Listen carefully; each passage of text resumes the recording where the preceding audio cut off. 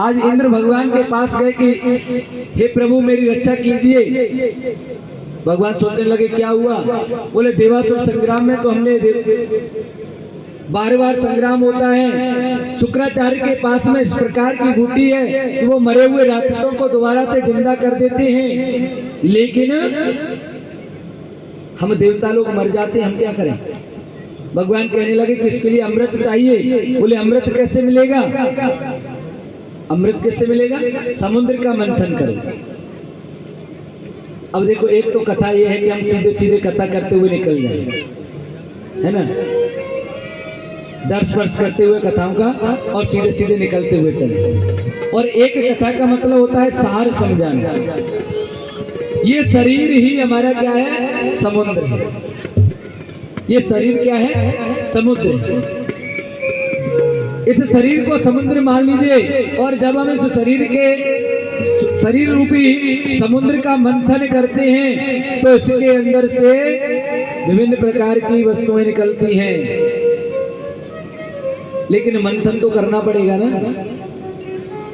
मंथन करने के लिए अपने पास समय होना चाहिए। इसको जो मन है, मन रूपी मद्राचल पर्वत को, और जो इंद्रियां रूपी तक्षक है, उस सर्प से इसको बांध लिया जाए और फिर इसका मंथन किया जाए तो निश्चित रूप से सबसे पहले इसमें से निकलने वाली चीज क्या होती है? हलाहल, विष। जब हम अपने अंदर, स्वयं के अंदर अपना मंथन करते हैं तो सबसे पहले बुरा जो देखन में चला और बुरा न मिला कोई, और जो दिल खोजा आपना तो मुझसे बुरा। जब हम मंथन करते हैं अपना खुद का, दूसरे के अंदर हम छिंद्रान्वेषण करते हैं, दूसरे के अंदर हम कमियां देखते हैं, इनमें बहुत कमियां भैया, लेकिन जब अपने दिल को, खुद के दिल में हम खोज के देखते हैं तब पता चलता है कि हमारे दिल में तो जहर ही जहर भरा हुआ है। सबसे पहले वही जहर निकल करके आता है, हलाल विष निकलता है। समुद्र मंथन के लिए इसी प्रकार से पहले देवताओं ने जाकर राजा बलि से कहा कि महाराज आप भी देखिए समुद्र मंथन कर लो, इससे अमृत निकलेगा, दोनों मिल बांट के अमृत पी लेंगे, अमर हो जाएंगे, फिर किसी की लड़ाई का झगड़ा ही खत्म हो जाएगा। क्योंकि सबको पता है कि ना देवता मरने वाले हैं, और देवताओं को पता चल जाएगा कि राक्षस भी नहीं मरने वाले, और जब मरने वाले नहीं है तो फिर लड़ने से क्या फायदा? बोलो श्री राधे, जोर से बोलिए राधे राधे। हाँ, जैसा कि अधिकतर पांडालों में होता है, माता बहनों की संख्या बहुत अधिक रहती है और आज भी है। इसे कहते हैं मातृ शक्ति।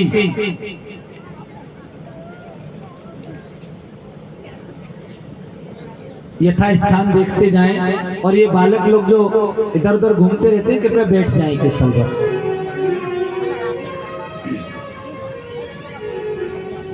कहने लगे महाराज जब समुद्र मंथन हुआ तो किस प्रकार से हुआ, कृपा करके हमको समुद्र मंथन के बारे में बताइए।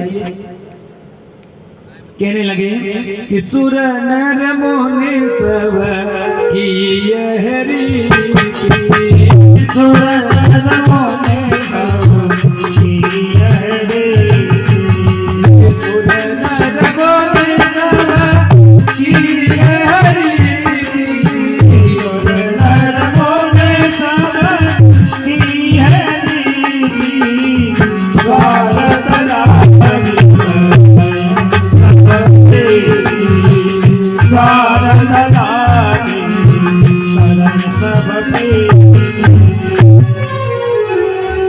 चाहे देवता हो, दानव हो, और हम तो मनुष्य हैं, सबकी यही रीति है, स्वार्थ के वशीभूत होकर के और हम कोई भी कार्य करना प्रारंभ कर देते। स्वार्थ बस में, स्वार्थ लाग करें सब प्रीति, अपने स्वार्थ के लिए सबसे प्रेम कर लेते। वैसे किसी में एक दूसरे से प्रेम नहीं होगा, लेकिन अपने स्वार्थ के लिए चलो थोड़ी देर के लिए सही प्रेम कर लो। आज देवताओं ने भी राक्षसों से प्रेम किया केवल स्वार्थ के लिए। गए राजा बलि के पास में और उनसे संधि कर ली, मना लिया उनको। समुद्र मंथन के लिए मंदराचल पर्वत को लाया गया, वासुकी नाग को उसकी नेति बनाया गया। देवता बड़े चतुर हैं, कहने लगे कि देखो भाई हम बड़े हैं आपसे और हम मुंह की तरफ लगेंगे, और आप हमसे छोटे हो इसलिए पूंछ की तरफ लग जाओ। दानव कहने लगे अच्छा आप हमसे बड़े बन रहे हो, किधर से बड़े हो? आपके सिंहासन पर भी हमारा राज्य, हम आपसे बड़े हुए। अगर आपको लगना है तो आप पूंछ की ओर लगो, हम लगेंगे मुंह की ओर। और यही तो देवता चाहते थे, क्योंकि उनको पता था कि जब घर्षण होगा और गर्माहट आएगी तो इसमें से जो विष निकलेगा उसको कोई भी सहन करने वाला है क्या? कोई सहन नहीं कर पाएगा। इसीलिए देवता पूंछ की तरफ लग गए और राक्षस मुंह की तरफ। जब समुद्र मंथन होने लगा तो सबसे पहले हलाहल विष निकला, त्राहिमाम मच गई। लेकिन इससे पूर्व जो मंदराचल पर्वत था वो समुद्र में नीचे की ओर जा रहा है। श्री हरि विष्णु सोच रहे हैं कि अगर ये चला गया तो फिर कैसे काम चलेगा, इसलिए उन्होंने बड़े से कच्छप का रूप धारण किया और उसके नीचे जाकर के लग गए। बोले कच्छप भगवान की। ये भगवान का कच्छप अवतार हुआ। समुद्र मंथन हुआ, हलाहल विष निकला, सब लोग कांपने लगे, दैत्य दानव सब उसको छोड़ करके भागने लगे। बोले इसमें कौन मरेगा? कहा तो था अमृत का, वो अमृत से पहले सबसे पहले हलाहल विष। देखो सबसे पहले हमारे मन की बुराइयां निकल जाएंगी तब अच्छी चीज आएंगी। जब तक मन में बुराइयां बैठी रहेगी तब तक अच्छे विचार आएंगे ही। तो ये हलाहल विष क्या है? हमारे बुरे विचार हैं, ये विचार सबसे पहले निकाले गए। और इसके लिए बुलाया गया महादेव जी को, शंकर भोलेनाथ बैठे ना, इनकी स्तुति की गई। नमामि सुमीशान निर्वाण रूपम विभुम व्यापकम ब्रह्म वेद स्वरूपम निजम निर्गुणम निर्विकल्पम निरीहम चिदाकाश माकाश वासम भजी। हे भगवान हम आपकी बार बार आराधना करते हैं, आप इस हलाहल विष को पीजिए। माता कहने लगी देख लो गाय, ये विष आपके लिए। विष्णु भगवान कहने लगे कोई बात नहीं है, यही इसको पान कर सकते हैं, क्योंकि यही जो जितना ज्यादा विष पीता है वो उतना लंबे समय तक जिंदा रहता है। ध्यान करना, बात बहुत गहरी है, छोटी बात है लेकिन गहरी बहुत है। जो जितना विष पीता है वो उतना ज्यादा लंबा जीता है, और जो कम विष पीता है वो तुरंत मर जाता है। क्योंकि जीने के लिए विष पीना पड़ता है ज्यादा, और मरने के लिए तो थोड़ा सा पी लो।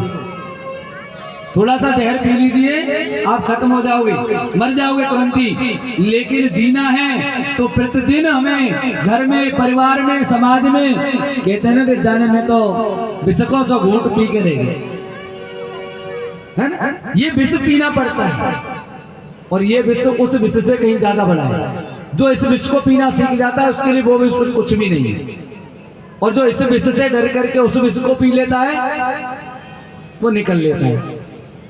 इसलिए महादेव जी ने उस हलाहल विष को पान कर लिया, और जाकर के कंठ पे भगवान सोचने लगे विष्णु भगवान के अगर अंदर चला गया तो गड़बड़ करेगा, न हम अंदर जाने देंगे न बाहर रहने देंगे, और कंठ पे आकर के रोक दिया, जिससे भगवान का कंठ नीला पड़ गया। बोले नीलकंठ भगवान की। इस प्रकार से नीलकंठ भगवान हुए। आगे मंथन होने लगा और भगवान ने ये विश्व अपना थोड़ा थोड़ा सा सबको, विश्व जैसे सर्प हैं, बिच्छू हैं, ततैया हैं, इनको भी दे दिया। और देखो जैसा जिसकी संगत होती है ना, उसको उसका थोड़ा थोड़ा असर आता है। ये सब विष्णु शंकर भगवान की संगत में रहते हैं, इसलिए इन पे सब पे विषय है। और जो विष्णु भगवान की संगत में रहेंगे वो उनके अनुसार चलेंगे। संत लोग रहते हैं वैष्णव, वो वैष्णव लोग सब उसी विष्णु भगवान को मानने वाले होते हैं, इसलिए उनमें जहर नहीं होता, अमृत रूपी वचन होते हैं। और शंकर भगवान के मानने वाले होते हैं ना, वो थोड़े कठोर होते हैं। नागा साधुओं में भी यही होता है, वो भी शंकर भगवान को मानने वाले होते हैं, वो भी यही करते हैं, थोड़े कठोर रहते हैं, उनके नियम बड़े कठोर रहते हैं। उसके बाद में कामधेनु गाय निकली जो ऋषियों को दे दी गई। उच्चश्रवा अश्व निकला घोड़ा, देवताओं को दे दिया गया। राजा बलि ने कहा कि आप सारी चीजें रख लोगे, अभी हमारे हिस्से में कुछ नहीं आया। तो देवताओं ने कहा ठीक है आप रख लो। राजा बलि को घोड़ा दे दिया। कौस्तुभ मणि निकली, उसको विष्णु भगवान को दे दिया गया। लक्ष्मी जी निकली, स्वयंवर हुआ। लक्ष्मी जी तो स्वयं विष्णु भगवान के लिए ही प्रकट होती हैं। उन्होंने विष्णु भगवान को अपना पति के रूप में स्वीकार कर लिया। पीत वर्णधारी, इसमें कोई भी दोष नहीं है, इसलिए उनको सुंदर तो दुर्वासा ऋषि भी बहुत हैं, लेकिन इनके अंदर क्रोध बहुत, क्रोध होने के कारण लक्ष्मी जी ने केवल विष्णु भगवान को चुन लिया। और आगे चलकर के इसमें से अन्य रत्न निकले। श्रीरंभा विश्वारुणी, अमीय शंख गजराज, धनुष कल्पतरु वैद्य मणि, कामधेनु सशिवाज। इस प्रकार से रत्न निकले। हाथी निकला, उस हाथी को जिसे ऐरावत कहते हैं इंद्र ने ले लिया। कल्पतरु वृक्ष देवताओं के लिए दे दिया गया। धनुष निकला, भगवान विष्णु ने उसको धारण कर लिया। शंख भी ले लिया। मणि निकली, सब कुछ बराबर बराबर बढ़ता गया। वारुणी निकली, शराब। दैत्य बोले इसे तो हमें दे दो। बोले हाँ ये आपकी लायक है, आप ही लो इसको। और दैत्य को दे दी गई। और उसके बाद में भगवान धन्वंतरी का रूप धारण करके और सोने के कलश में अमृत लेकर के जैसे ही प्रकट हुए, दैत्यों ने आव देखा न ताव, उस कलश को लेकर के उनसे छीन लिया और भागने लगे। देवता सीधे भगवान के पास, भगवान ये क्या हुआ, हमने निकाला हमारे लिए और ये लेके भाग गए, कुछ करो। भगवान कहने लगे आप बस यही करते हो, कष्ट आप पे पड़ते हैं, मेरे पास भागते हो, आप कुछ नहीं कर सकते। बोले महाराज हमें कुछ नहीं कर सकते, आपको ही कुछ करना है।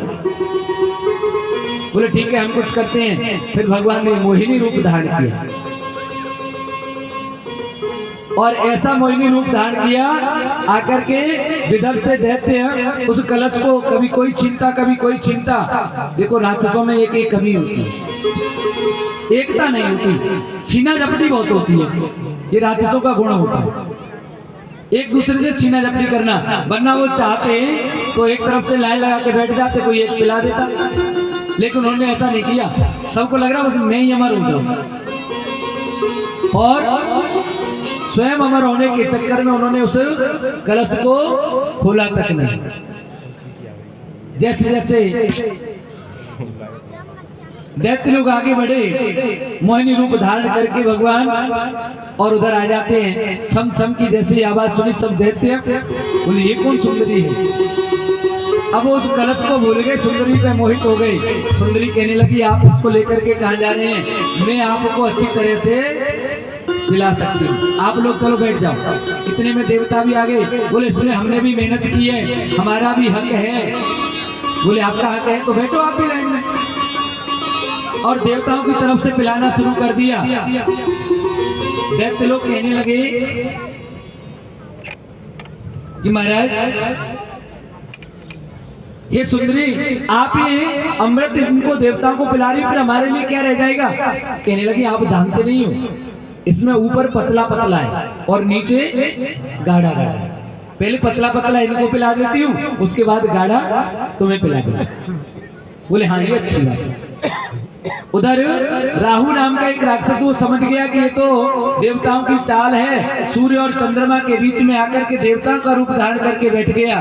भगवान को से पिलाते हुए चले आ रहे हैं, उसके भी मुंह में चला गया थोड़ा सा दो बूंद। जब तक सूर्य और चंद्रमा दोनों का महाराज ये तो राक्षस है। भगवान ने अपना रूप धारण किया, सुदर्शन चक्र जैसे उठाया, तब तक वो गले से नीचे जा चुका था। अमृत ने अपना काम किया, दो भागों में कट गया, एक राहु हो गया और दूसरा। तब से भगवान ने इनको भी वरदान दे दिया कि आप भी नवग्रहों में समाहित हो जाओगे। लेकिन राहु को यहाँ चैन नहीं पड़ा, उसने कहा कि तुमने मेरी चुगली की है, मैं तुम्हें छोड़ूंगा नहीं। जब जब मेरा अवसर आएगा मैं आप लोगों को ग्रसन करूंगा। इसीलिए चंद्रमा जब अपने पूर्ण रूप में होता है, पूर्णिमा के दिन जब राहु की छाया पड़ती है, उसकी व्यवस्थाएं बन जाती है, उसी समय उस पर उसको ग्रसने के लिए आ जाता है, जिसे हम चंद्र ग्रहण कहते हैं। और जब सूर्य पर अमावस्या का दिन होता है, सूर्य पर कभी ऐसी उनकी जब चाल बनती है, तब जाकर के वो सूर्य का ग्रह करते हैं, उसे हम सूर्य ग्रहण कहते हैं। इस प्रकार से देवताओं ने अमृत पान करके स्वयं को अमर कर लिया।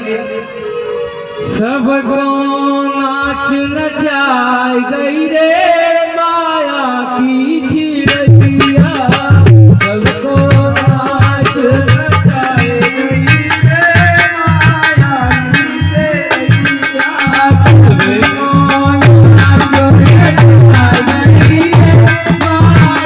की चिरैया,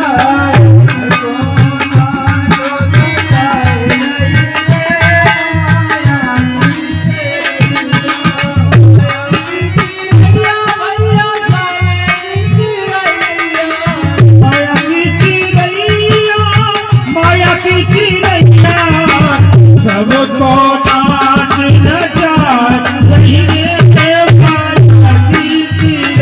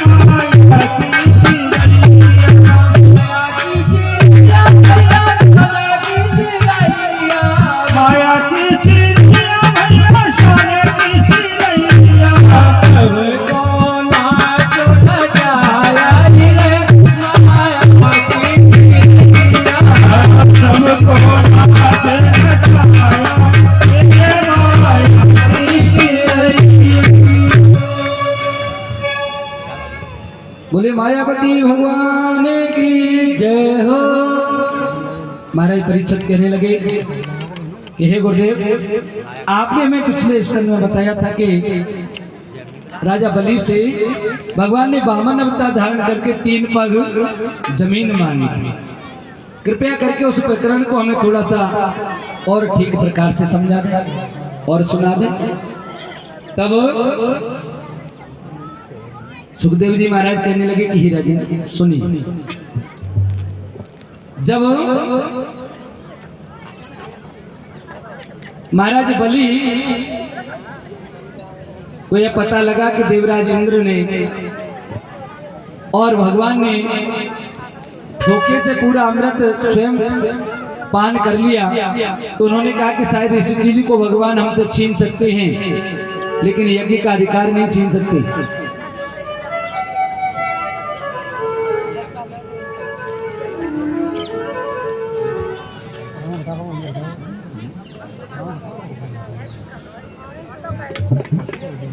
हाँ, देखिए महाबली और महादानी बलि का प्रकरण आ गया है, इसलिए इसी प्रकरण में एक दान की बात और आ गई। हमारे पास सूचना आई है, जो भी भक्तगण, क्योंकि आज पंचम दिवस है कथा का और 3-4 दिन और शेष हैं, 22 तारीख तक कथा चलेगी और पूर्ण आहुति हवन इत्यादि 22 या 23 में जैसा भी हवन की तो रहेगी, अपन बात कर लेंगे, जब भी रहेगा बता दिया जाएगा, लेकिन 23 तारीख तक रहेगा। तो जो भी दानदाता भंडारे के लिए कुछ अगर देना चाहते हो तो वो स्वेच्छा से आकर के यहाँ पर अपना नाम लिखा दें और कितना क्या देना चाहते हैं वो बताएं। बोलो श्री राधा। हाँ, जब भी जो भी ये 2-4-6 लोग बैठे हुए हैं, और भी यदि कोई इसमें सहयोग करना चाहते हैं, जो भी आगे बढ़ करके भगवान के कार्य में हाथ बटाना चाहते हैं, सहयोग करना चाहते हैं, तो यहाँ सादर आमंत्रित हैं आकर के और उस कार्य को संपन्न करें। क्योंकि 3-4 दिन है, ये भोले बाबा और उनके सिद्ध साधक का जोड़ा होता है ना। भोले बाबा सिद्ध हैं और उनके साधक हैं पागल बाबा। हाँ, और पागल बाबा की तो शायद इस क्षेत्र के सब लोगों को पता है, उनकी मेहरबानी कैसी है। ये सबका काम है, किसी एक का काम नहीं है, भोले बाबा का कार्य है। इसलिए और वैसे भी कहते हैं कि चिड़ी चोंच भर ले गई घटियों सागर नीर, और दान दिए धन नहीं घटे कह गए संत कभी। दान देने से धन घटता नहीं है, थोड़ा थोड़ा सब लोग देते हैं सारा तो काम हो जाता है। और हम सबको सहारा जब हम देते हैं तो ऊपर वाला देख रहा होता है। इसलिए जिसको भी जो दान पुण्य जो भी करना हो भंडारे के लिए, वैसे तो आप रोज प्रतिदिन जो भी करते हैं वो चल ही रहा है, आपका प्रसाद है जो भी है, लेकिन जो भंडारे के लिए जो भी करना है वो आप लोग स्वेच्छा से आप बता दें। किसी पर कोई प्रेशर वाली बात नहीं है कि आपको ये करना ही है। और हवन में बैठने के लिए भी अभी से हमें जिनको भी जोड़े से बैठना है, हवन में हवन होगा और जोड़े से बैठना है, इसलिए जिनको भी हवन करना है वो संपर्क कर लें बाद में आकर के। उसी हिसाब से हम हवन की संकल्प सामग्री वगैरह मंगाएंगे।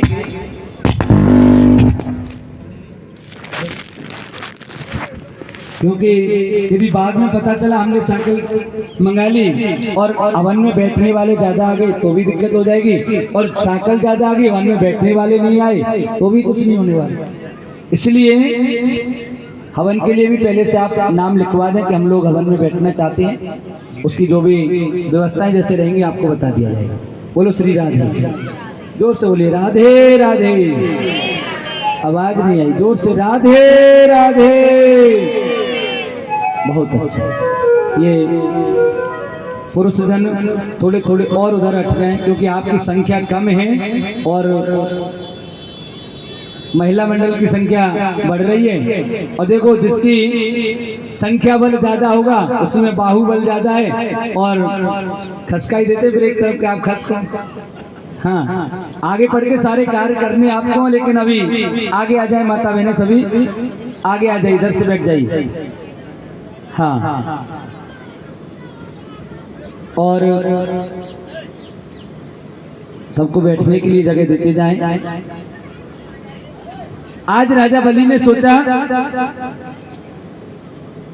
कि इन्होंने अमृत तो पी लिया, लेकिन एक अमृत और है जो हर किसी के बस में नहीं आता, हर कोई उसको प्राप्त नहीं कर सकता है। वो अमृत क्या है? वो अमृत है यज्ञ। उस जमाने में यज्ञ का दौर था, यज्ञ करने से ईश्वर प्राप्त होते थे।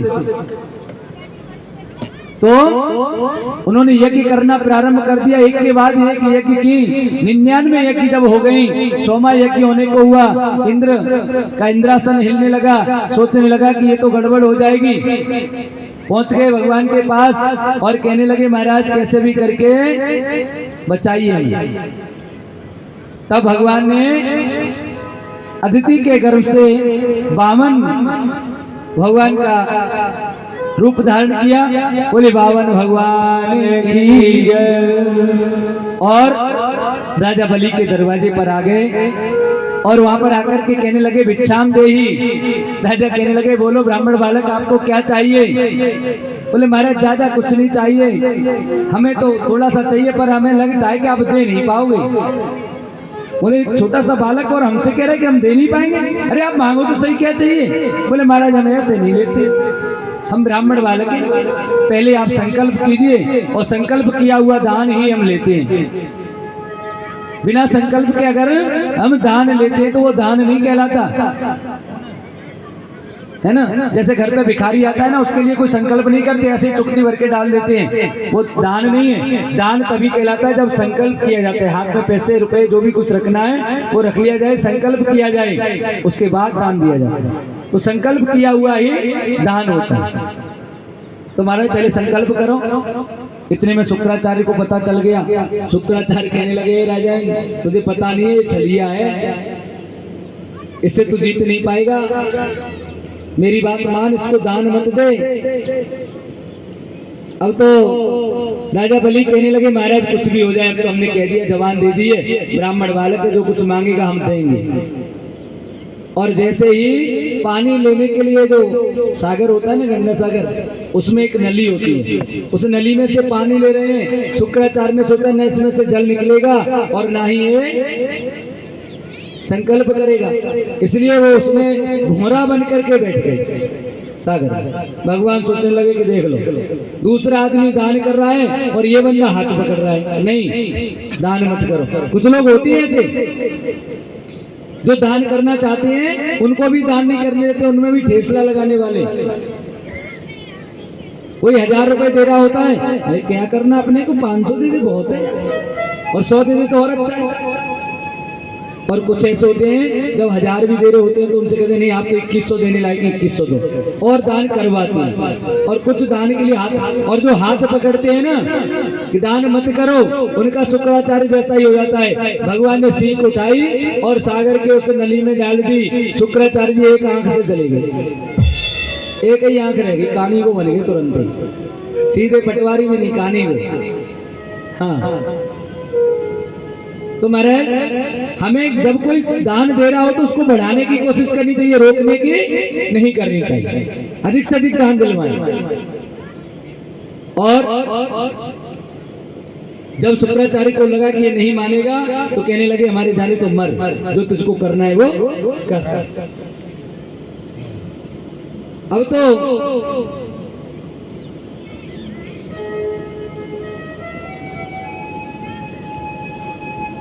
बोल बांके बिहारी लाल की।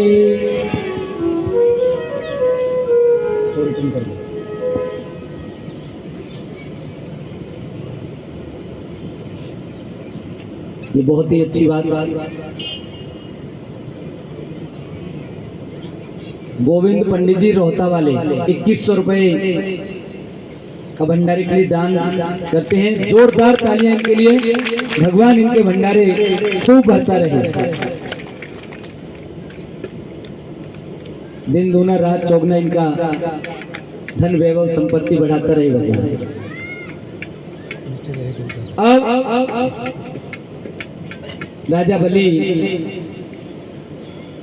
संकल्प कर देते हैं और कहने लगे महाराज अब मांग लो, क्या मांगना चाहते हो? बावन भगवान कहने लगे महाराज ज्यादा कछु नहीं चाहिए, बस 3 पैर जमीन दे दो। भली हंसने लगे हैं 3 पग जमीन, अरे तुम इतने से हो, कहते तो मैं तो आपके लिए मंदिर बनवा देता, गौशाला बनवा देता, कंबल दे देता, आपको खाने पीने की सारी व्यवस्था कर देता। मांगा भी तो क्या मांगा, 3 पग जमीन। लो महाराज में ये गलत बात है महाराज, आपके पैर से नहीं, मैं नापूंगा, मेरे पैर से नाप करके 3 पग जमीन दे दो। बलि कहने लगी नाप लो आपको जहां अच्छा लगे। और जैसे ही कहा तो इधर में जामन जी महाराज कहते हैं कि बलि बांधत प्रभु बाड़े हूं सोतन बरनी न जाए। भगवान इतने बड़े हैं कि उसका वर्णन नहीं किया जा सकता है कि वो कितने बड़े। आज भगवान बहुत विराट रूप हो गया, बलि देख रहा है महाराज अभी तो ऐसे थे और ऐसे में से ऐसे दैत्याकार हो गए, पता नहीं ये कौन क्या हुआ। भगवान ने अपना एक पैर जैसे ही ऊपर को उठाया, सीधा स्वर्गलोक में ब्रह्मा जी के पास पहुंच गया। ब्रह्मा जी ने वहां पर भगवान का चरण देखा, अपने कमंडल में से उनका पैर धोकर के कमंडल में ले लिया, जो कि मंदाकिनी के नाम से, गंगा जी के नाम से कहलाए, सुरसरी कहलाए, ये गंगा जी हुई। दूसरा पैर संपूर्ण पृथ्वी। तीसरा पैर रखने के लिए जब जगह नहीं मिली तब भगवान कहने लगे हे राजा बलि, हम ये तीसरा पैर कहाँ रखें? तो बलि महाराज कहने लगे कि महाराज दान देने वाला बड़ा या दान बड़ा? बोले दान देने वाला बड़ा है, दान का क्या बड़ा? तो महाराज आप मेरे सिर पर अपना पैर रखें। और जिस वक्त भगवान राजा बलि के यहाँ आए तो प्रथम दिवस भी हमने आपको बताया था, राजा बलि की पुत्री सोचने लगी कि इनको मैं अपना दूध पिला देती, लेकिन बड़े जब हुए तो सोचने लगी कि दूध तो पिलाती पर जहर लगा के पिला दी, मार देती। भगवान ने मन की बात जान ली और बोल दिया ठीक है, ऐसा ही होगा। आज राजा बलि को पाताल का निवास किया, क्या पाताल में रहे, और बलि से कहा कि अब आप हमसे कुछ मांग लो। महाराज बलि कहने लगे कि देख लो, भिखारी भी दान करना खूब, हमसे भीख ली और हमसे कह रहे हैं मांग लो। हैं? अभी तो भिखारी बने फिर रहे थे, हमसे मांगने आए, भिक्षुक भी अब दाता बन गए, अब हमसे कह रहे हैं कि तुम मांग लो, हम क्या मांगे आपसे? बोले नहीं नहीं, आपने इतना कुछ दिया है, आप जो कहेंगे आपको मिलेगा। तो बोले महाराज देख लो, मैंने भी आपको वचन दिया, मैंने अपना वचन पूरा किया है, और महाराज अब आप वचन दे रहे हो, आपको अपना वचन पूरा करना पड़ेगा। बोले ठीक है, आप मांगिए तो सही, हम अपना वचन पूरा करेंगे। तो आज मेरी धरती आदिशा तेरा मंदिर बन जाए, मांग ले राजू। जब भगवान वृंदावन से कहते तो किस तरीके से कहते हैं के मांगी ले राजू तिहू पूरा को